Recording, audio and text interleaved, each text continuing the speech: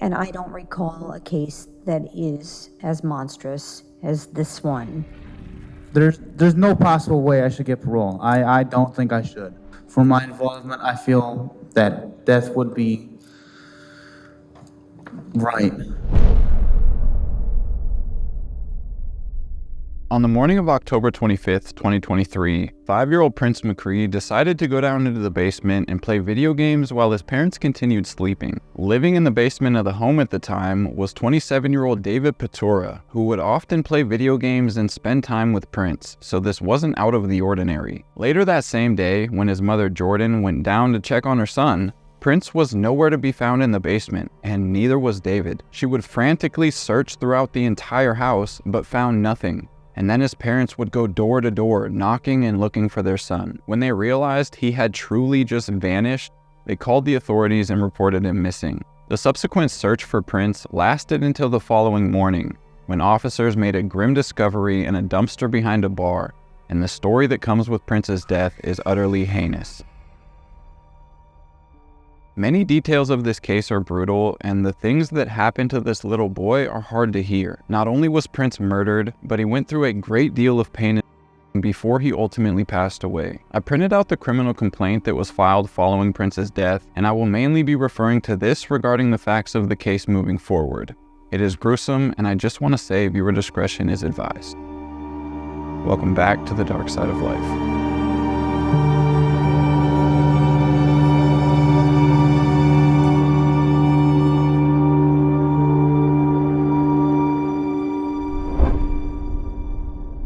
On December 23, 2017, a young couple in Milwaukee, Wisconsin, being Darren McCree and Jordan Barger, were in the hospital giving birth to their first child, Prince McCree. Prince was always the sweetest little boy according to his family, and he just loved life and everything around him. He was growing up with his parents together in Milwaukee, Wisconsin, and he was your typical loving child. He absolutely loved the Transformers and the majority of superheroes, whether that be watching the movies or having superhero clothes or toys. They were just his favorite. By the time Prince was 5 years old, he was finally a kindergartner in school, which turned out to be something that he thoroughly enjoyed. And before long, he was excited about going to school and getting the chance to learn more. Not only that, he had also become an older brother to his younger brother and sister who his parents introduced into the world after him. Many family members spoke on just how much Prince loved and adored his younger siblings, and he was always looking out for them even at the young age of 5.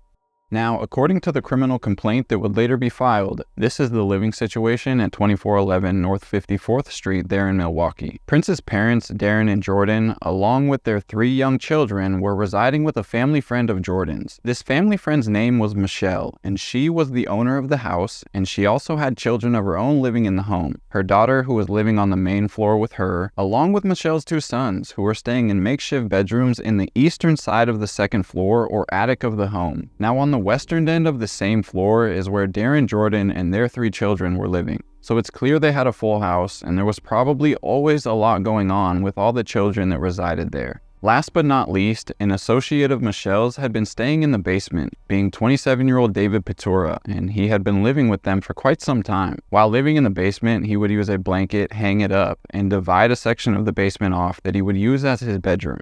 It seems up until this point, this living situation was working for everyone involved, besides the normal struggles of having so many people under one roof. For the most part, everyone got along and claimed they loved each other, as they did live together and they spent a great deal of time with one another. The kids would often play with each other, and sometimes they would even go down into the basement and play video games with David, who said he loved these kids too, even though he wasn't related to them in any way.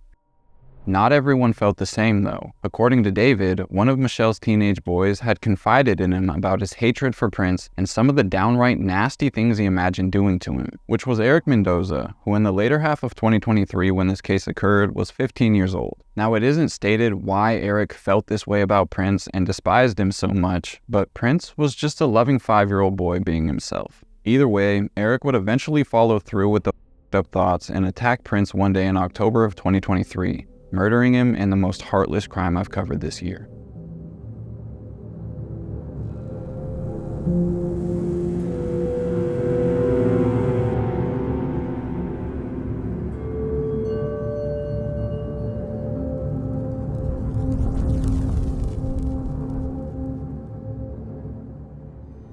When Jordan woke up around 7:30 a.m. on the morning of October 25th, 2023, Prince was already awake and was supposed to be attending school that day. However, while Jordan was saying good morning to Prince, Prince was complaining about having a sore throat from the time he woke up, and he just didn't feel that well. So his mother decided she was going to keep him home from school that day instead, allowing him time to rest up and hopefully feel better by the following day or so. After they came to the conclusion that Prince would be staying home that day, Prince asked his mother to use her phone so he could play games or watch videos, and Jordan would go back to sleep for the time being. Her cell phone would end up a little later, around 9 a.m. that morning, so Prince would give it back to her, and then he decided to leave the room while she kept sleeping. Some reports will claim that he asked his mother to go down into the basement to play video games, but the criminal complaint doesn't claim that. It says Jordan believes it was after he gave her phone back, he went down into the basement and she went back to sleep. So I'm not sure if Prince did ask his mother if he was allowed to go down there, but either way, he would make his way down there to play video games with Mr. Pietura. And if I understand correctly, his father was also asleep with Jordan at the time. Hours later, around 1 p.m. that afternoon, Jordan would wake up again, and this time she got out of bed and she got ready for the day. She would then go down into the main floor of the house where Michelle was, and she spoke to her for a little bit, and Michelle would allow her to use her vehicle to go get something to eat. When Jordan left early that afternoon, she would take Michelle's 15-year-old son, Erik Mendoza, with her to the Clark station located at 55th Street and Lisbon Avenue. The duo would get their food items and then they headed home. And I assume that Jordan got some food for Darren because it stated she woke him up upon arriving back at the house. Now, this really threw me for a loop. It does not specify exactly when, but just states, and I quote, "Sometime later, JB, being Jordan, went into the basement to look for PRM, Prince. Upon entering the basement, all the lights were off. JB turned the lights on and looked for PRM. JB could not locate PRM in the basement. There was nobody in the basement." It's just odd to me that Prince was never located and checked on before she even left to go to the store the last time she woke up around 1 p.m. And it's unclear exactly how long after this she went into the basement, because it just says sometime later, which made me think like 5 or 6 p.m., making me question this in the first place. When Jordan realizes that Prince is not in the basement, she went back up to the main floor to check there, but she didn't have any success and quickly checked each and every bedroom of the house, but Prince was nowhere to be found. While Jordan was searching throughout the house, she would ask David and those in their rooms if they had seen Prince, but none of them claimed to know where he was. She would then go to Darren and ask him if he has seen their son anywhere, which he tells her he has no idea where Prince is. And the panic really started to set in for the both of them. With no sign of him, Darren, Jordan, and Michelle hopped in the car and started driving around the neighborhood to look for him.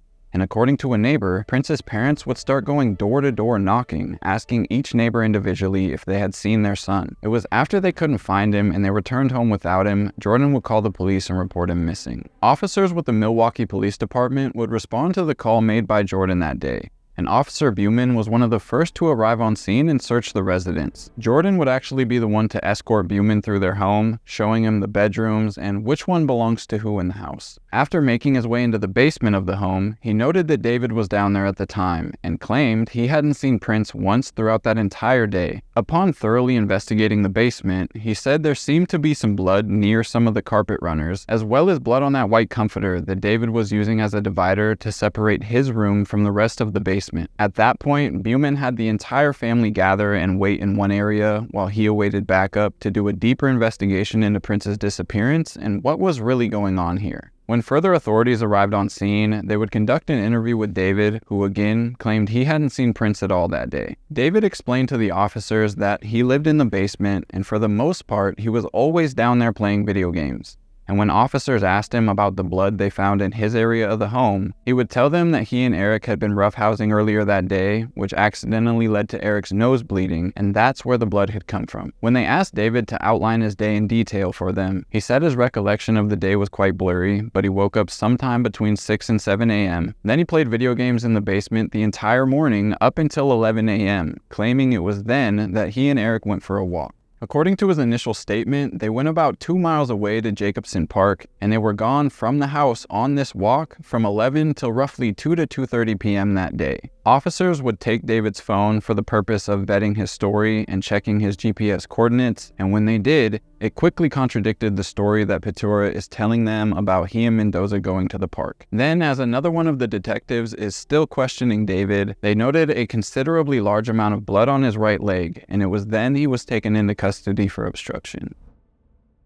The unrelenting search for Prince fed right into the night of October 25th and into the next morning, with officers and canine units conducting a mass grid search to locate the child. I mean, they were specifically going around searching in people's garbage cans, their backyards, and under people's cars, yet they found nothing. One thing that led to quite a bit of controversy with Prince's disappearance is after he was reported missing, he did not fit the criteria for an Amber Alert to be issued. The authorities in Milwaukee would request that one be issued, but it would ultimately get denied by the U.S. Justice Department, who grants them. So one was not issued to warn everyone that there was a missing 5-year-old that was seemingly in danger. The fine details of that we will go over, but it's important to know there was never one issued, and throughout the morning of the 26th, they just continued searching the neighborhood and the house for clues, yet there was no significant leads to go off of.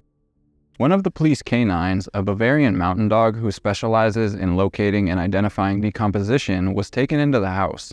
And right away, he led the officers straight to the bottom of the stairs. Once they were there, he alerted to the scent of decomposition near these 3 sweatshirts that were hanging right by the back door. The officers weren't sure why at the time, but that dog was spot on. Back at the police station, after being arrested at the scene, David is being further questioned by police, and he is once again telling them he hasn't seen Prince and he doesn't know where he is. They would keep him there for over an hour, and roughly 45 minutes into the interrogation, the detective would say to David, "Come on, man, just be honest with me about it."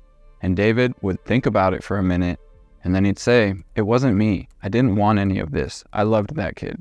Going on to tell detectives that he and Erik Mendoza were in the basement with Prince early that day, and then David went upstairs momentarily. Upon returning to the basement, David said he saw Erik with his hands around Prince's and he was him until he went unconscious. Yet David said his first instinct was to cover for Erik and help him kill and disperse Prince rather than stop him from harming the boy. They would bound and then him with rags, his mouth shut, and then place him into several trash bags. When he regained consciousness inside of these bags, they first used a golf club to silence him, then a 30-pound dumbbell, lastly a 70-plus pound concrete bird feeder to silence him as he whimpered one last time inside of these bags. Not only did they murder Prince, they made him suffer and put him through a significant amount of before he ultimately passed away. Then after they knew for sure that Prince was finally dead because he was no longer regaining consciousness or whimpering inside of the bag, they walked him down to that dumpster outside of a bar not too far from their house,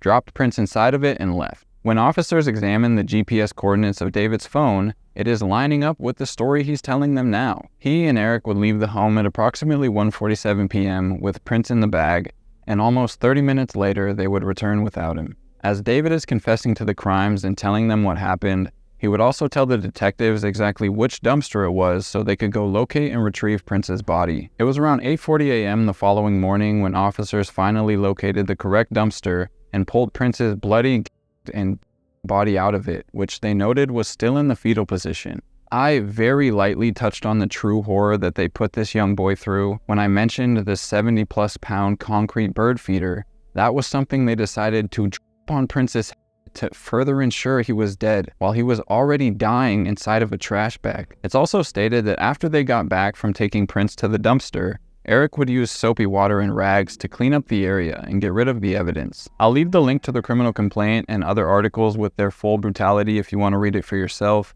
Just know these 2 individuals are sick in the head. Following the recovery of Prince, his family would be informed of his passing and the investigation into his death continued.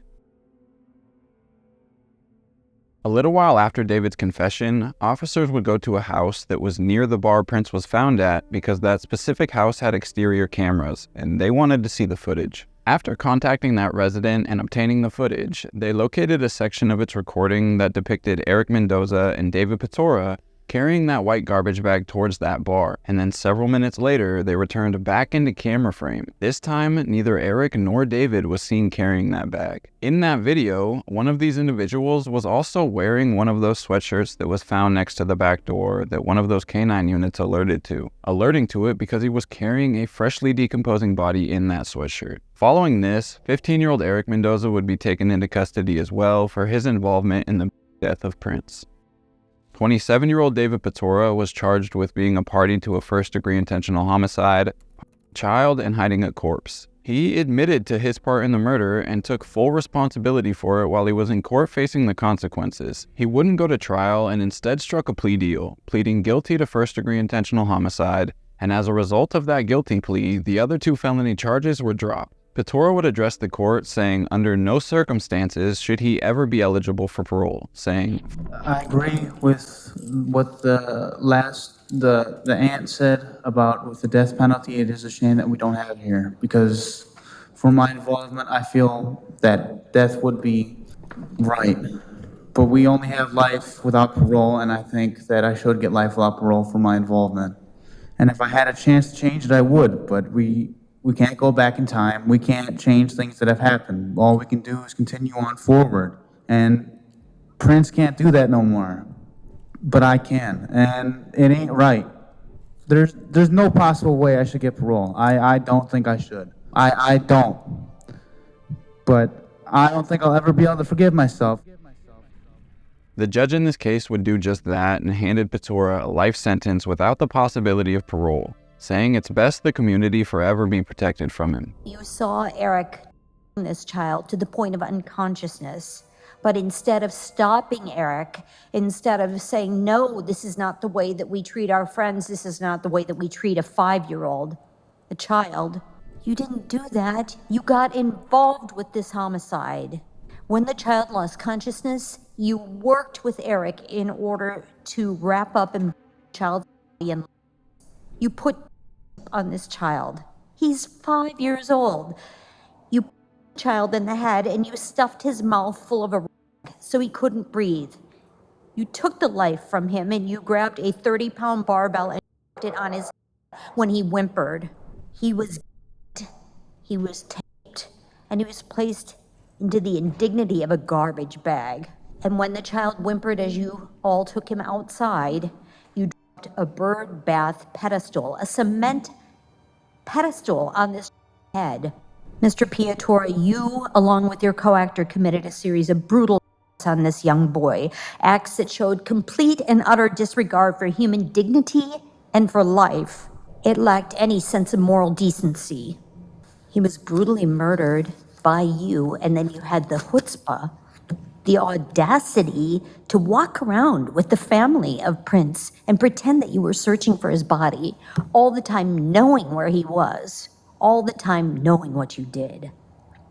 After Erik Mendoza was arrested and charged with first-degree intentional homicide, it would come to light that this kid had major issues and committed several other serious crimes in the days leading up to Prince's murder. During David's final interview, David had told detectives that Mendoza confided in him once more about going out in the night and random people in the neck or back before just turning around and running away. While investigators were going through the house where they all lived, they would come across a butterfly knife that would be documented and determined to be the one that he used on those sprees the previous night.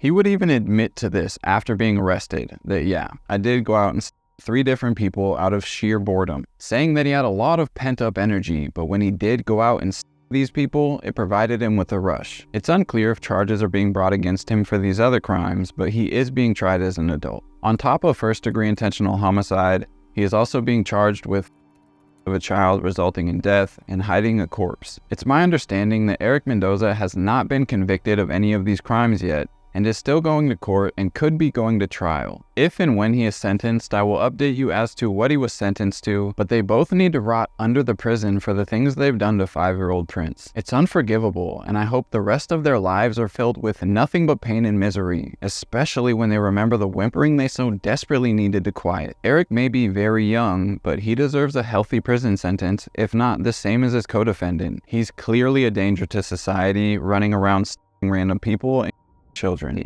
Mr. Mendoza had stated numerous times wanting to kill somebody and specifically mentioned that he did not like PRM and wanted to kill him. Now as to why an Amber Alert was never issued for Prince after it was requested by the Milwaukee Police Department. This caused a lot of uproar, and it stated it's because they didn't have enough information about the situation, suspect or suspect vehicle. For an Amber Alert to be issued, the child has to be 17 years old or younger and in danger of serious bodily harm. The agency also requires enough information about the suspect or suspect's vehicle to believe that the broadcasted alert will help locate the missing kid. However, since they had no information about a suspect or a suspect's vehicle, it ultimately got denied, and this left a lot of people outraged, eventually leading to the Prince Act being thought up and signed into law following his passing. It was designed to fill in the gaps that were seen in the Amber Alert system, and separate alerts can now be issued for children under the age of 10 who are missing, with a much less strict criteria to meet. Prince's family said he always wanted to be a superhero, and now he kinda is. He in some way will be looking after and saving other children. Prince's mother Jordan would say, referring to David Pietura, "He was always nice to my baby. My baby loved him. To know all this happened, I don't know how he could sit here and say he loved my son. No, he didn't." Which is a good look at the confusion that her and the rest of her family are feeling after such an unexpected loss, one that never should have happened. The family thought they could trust David, to the point at times Prince would refer to him as his best friend, yet he couldn't do the right thing when it mattered the most. Prince McCree had a ton of family members who loved him dearly, and they miss him more and more with every second that goes by. He was certainly going to be the best older brother to his younger brother and sister, and the world lost a genuine kid that day. Prince was in love with Transformers, Roblox, Spider-Man, school, learning. I mean, he had so many different passions and things that he loved about life. He had recently just lost his second baby tooth that he was excited about, which was just one of his many young milestones to come. He still had so many things to look forward to and learn while growing up, yet that future was ruthlessly stolen from him. It's sad when we lose kids in natural ways, but losing children like this is just beyond tragic. My thoughts and prayers are going to remain with Prince's family as they navigate through this difficult time. I, for sure, will never forget Prince McCree and will keep him close to my heart. You didn't deserve this, and we know you'll be looking over your family, especially your little brother and sister. Run free and fly high, kiddo. Rest in peace, Prince. So I give you my heart.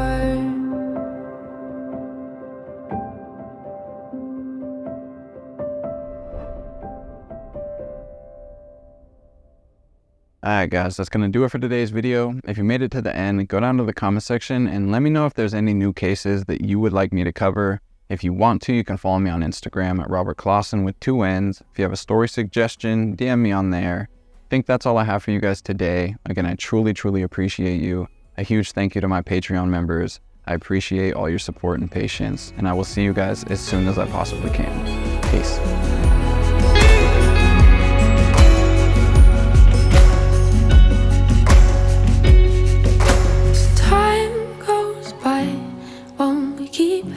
Round in circles, never letting go, never letting go.